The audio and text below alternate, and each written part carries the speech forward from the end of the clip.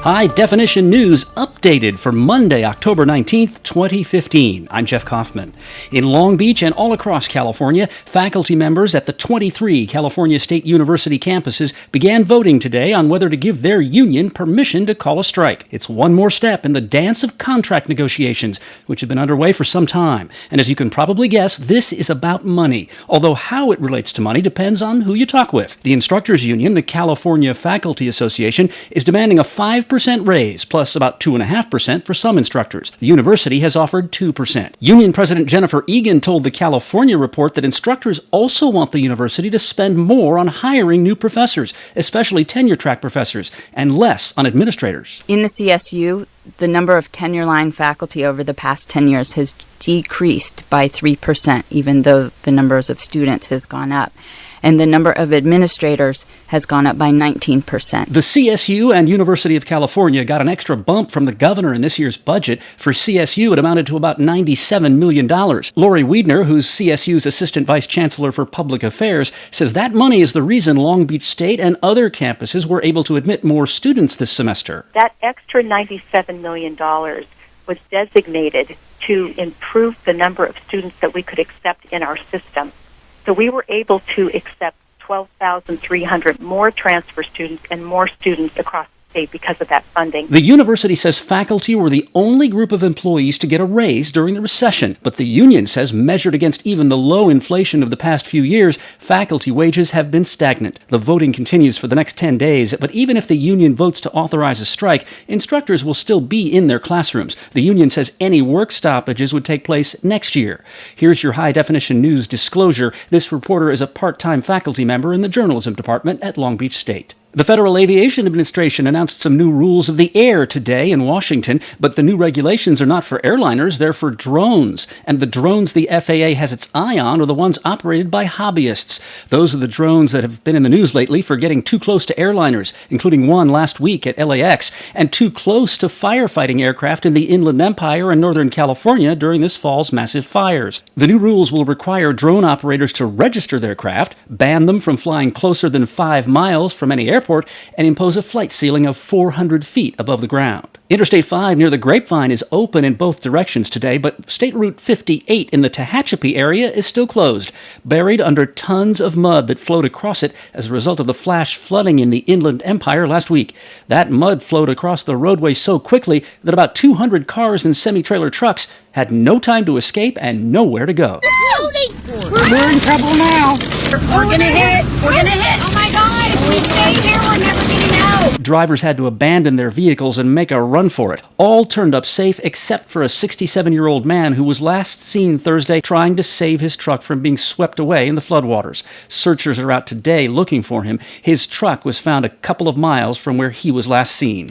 Tow trucks have pulled out the last of the vehicles buried in the mud. Now comes the real challenge, removing the mud on the roadway and in the drainage system. Crews hope to have that finished and the roadway open by Thursday. Every minute makes the job harder. The mud is hardening in the sunshine. Meteorologists are calling last week's storm in the IE a 1,000-year event. An unwelcome visitor overstayed its welcome in the Philippines over the weekend.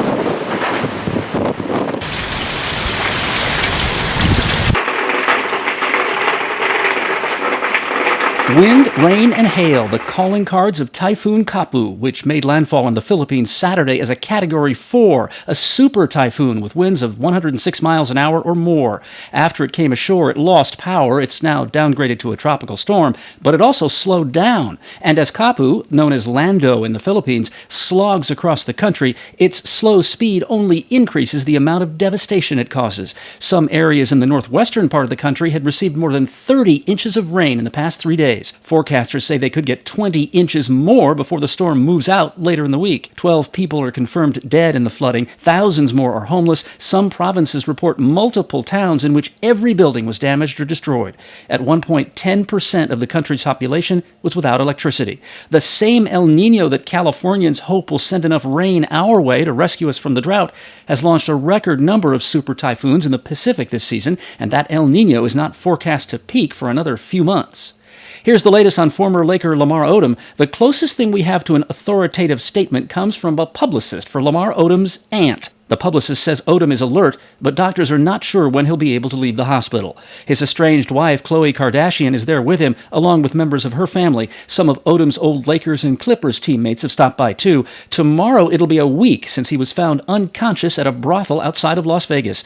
The sheriff there said Odom had used cocaine and an herbal sexual stimulant. There were reports over the weekend that Odom was walking, talking, texting, speaking. Odom's college basketball coach, former University of Rhode Island coach Jim Herrick, told CNN this morning that may be stretching it a bit. Well, I don't know that he's up and texting. I'm in contact with Khloe almost every day, and he spoke a few words. She reached down and said, "Hey, I love you," and he said, "Yeah, I know," and then went back to sleep. And then yesterday he took his breathing tube out himself, and if he needs a mask, he'll wear it, but he's breathing on his own, and that's another progress. And he did speak to her and said good morning. Then he went back to sleep, but slowly he's making everything. The last 2 days have been progress. By the way, that report of Odom using cocaine at the brothel comes from 911 calls made by people who work there. But over the weekend, the brothel's owner said that no cocaine was found in Odom's room, and that if he used any, it was before he arrived.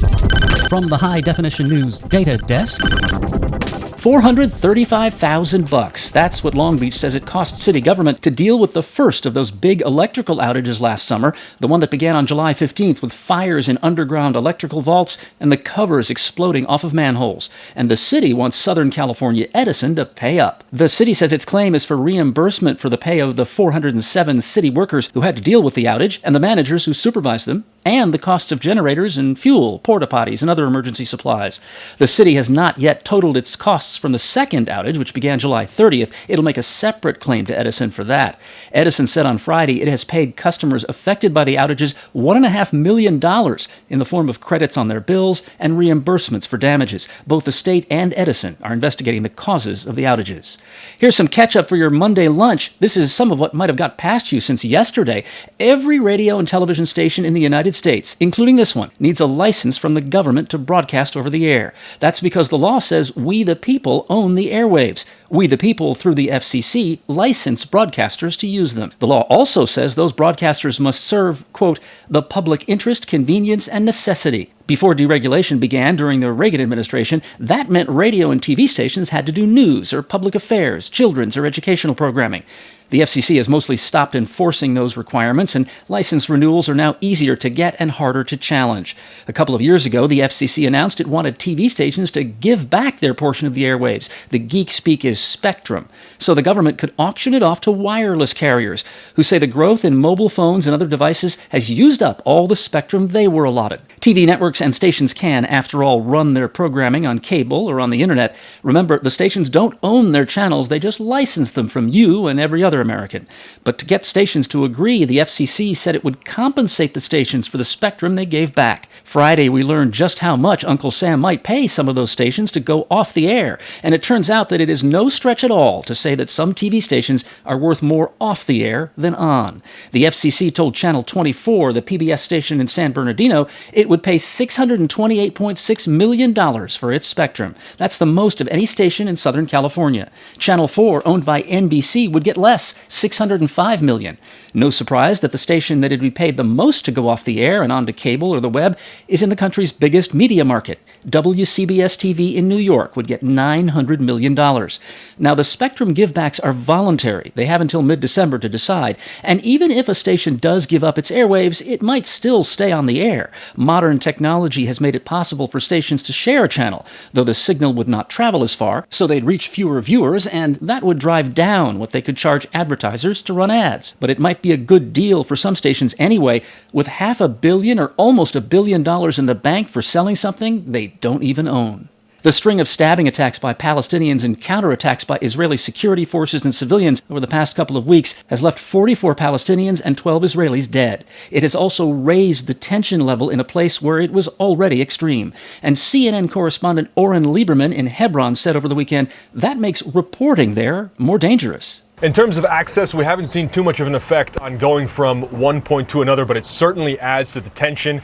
And we have seen more aggressiveness on the part of Israeli soldiers. One soldier even yelled, "One of you tried to stab us yesterday." In every modern conflict, rogue combatants try to take advantage of the protections for journalists that are guaranteed by international law and the Geneva Conventions, and are reinforced when reporters in the field do the hard work of building trust with regular armies or guerrilla forces. Those rogue combatants put on a vest with a patch that says press, or they attach a sign to their car with TV in giant letters on it. Then, just like the guy in Hebron on Saturday, they get up close and do the damage they intend to do, and the damage that they don't care about, the damage that causes other combatants to say what that Israeli soldier in Hebron yelled to the CNN correspondent, even though it was not true. "One of you tried to stab us yesterday." Or even more dangerously, to not say it, to just think it and keep thinking it. That creates a dangerous atmosphere for reporters and prevents people with valuable information from talking with a reporter if it's possible the reporter is really a cop or a soldier. The Committee to Protect Journalists keeps track of when people who are not reporters pose as reporters, whether they're in government or out of it. This is not the first time this has happened in the Israeli-Palestinian conflict. CPJ says in 2007, Palestinians from the Islamic Jihad and Al-Aqsa Martyrs Brigade groups staged an attack on Israel's border with Gaza with a jeep with a sign reading TV. CPJ says Israeli military personnel have also impersonated journalists. In 2008, Colombia's defense minister said 2 soldiers had posed as a TV news crew during a hostage rescue operation. He called it an insignificant detail of the operation. Last year, a Russian actor visiting some pro-Russian rebels in eastern Ukraine was filmed wearing a jacket that said press and firing a machine gun. People who are not reporters telling people they are reporters is not something that only happens someplace else. Your Uncle Sam has enough fake reporter outfits in his closet to keep him costumed until Halloween of the year I can't count that high. During the Cold War, CIA agents on covert missions regularly posed as reporters until Congress got word of the practice in the 1970s and the agency promised to stop. A 1971 study found that Army intelligence agents posed as reporters in Vietnam, pretended to be TV reporters so they could film protesters at the 1968 Democratic National Convention in Chicago, posed as reporters to infiltrate welfare rights groups, and the Southern Christian Leadership Conference, the civil rights organization led by Martin Luther King Jr.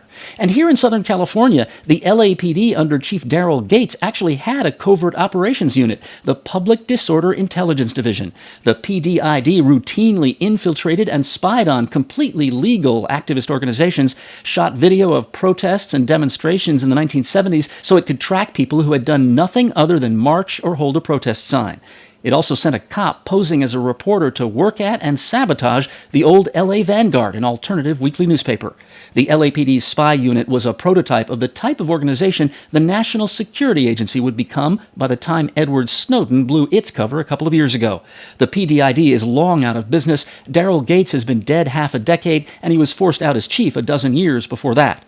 And just a year ago, FBI Director James Comey acknowledged that during the investigation of an anonymous suspect who's made bomb threats online, an FBI agent posed as a reporter from the Associated Press when talking with the suspect, who turned out to be 15.